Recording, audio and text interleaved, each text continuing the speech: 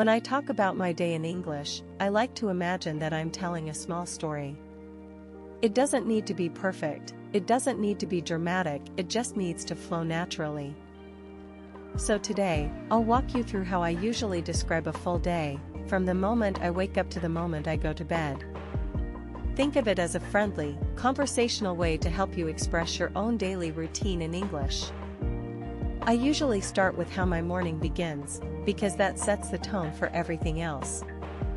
For example, I might say, I woke up earlier than usual today. The room was still dark, and for a moment I just lay there, trying to convince myself to get out of bed. This kind of opening gives a small emotional detail, not just the action. After I finally get up, I'll continue with something like, I grabbed my phone, checked the time, and scrolled through a few messages while my brain slowly woke up. Those little actions make your story feel real. Next, I talk about getting ready. Instead of listing steps like a robot, I let it flow naturally. I went to the bathroom, splashed some water on my face, and brushed my teeth. For some reason, the cold water felt extra refreshing today. Maybe because I didn't sleep very well. You'll notice that I mix the physical action with a thought or a feeling. That's what makes your description sound more native and alive. When it comes to breakfast, I don't overthink it. I might say, I made myself a quick breakfast, just some toast and coffee, nothing fancy. But that first sip of coffee was exactly what I needed to start functioning.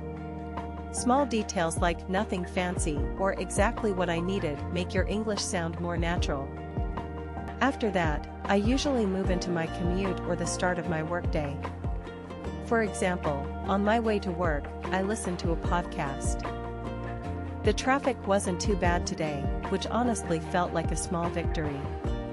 That tiny comment, a small victory, is the kind of expression native speakers use casually. It shows your attitude about everyday life. When I describe my workday, I keep it simple. You don't need to explain every meeting or task. Just highlight what stood out. Work was pretty busy today. I had a couple of meetings in the morning, and one of them ran longer than expected. But at least we solved a few problems that had been bothering us for weeks. Notice how I add feelings and reactions, not just actions. That's key. Around lunchtime, I might say, I had lunch with a coworker.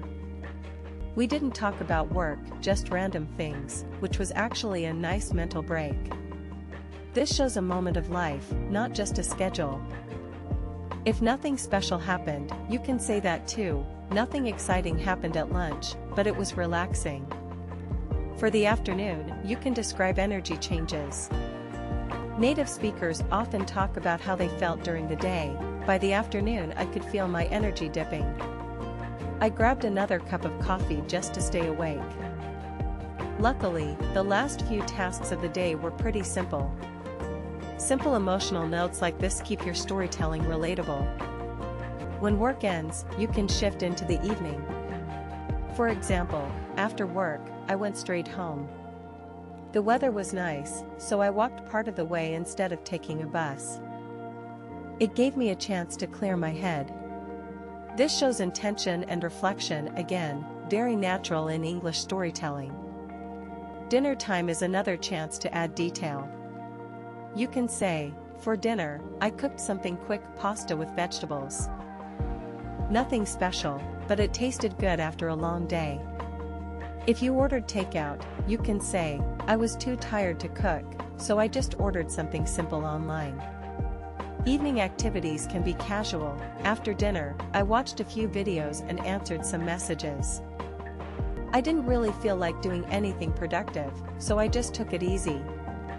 Native speakers often express this kind of I didn't want to do much feeling. Then I wrap up the night. Before going to bed, I took a warm shower and tried to unwind. I spent a few minutes reading, but honestly, I was too tired to concentrate. Eventually, I just turned off the lights and called it a night. To close the whole story, I might reflect a little. It wasn't a particularly exciting day, but it felt productive in its own way. Sometimes ordinary days are the ones that keep life moving smoothly. That's the basic idea. When you describe your day in English, try to move through your morning, afternoon, and evening naturally. Add small feelings, thoughts, or reactions, not just actions. Mix longer sentences with some shorter ones. And don't worry about being perfect. Just imagine you're telling a friend what your day was like. If you practice this every day, not only will your storytelling skills improve, but you'll also sound much more natural and confident speaking English. The secret is to keep it conversational, keep it personal, and let the small details bring your day to life.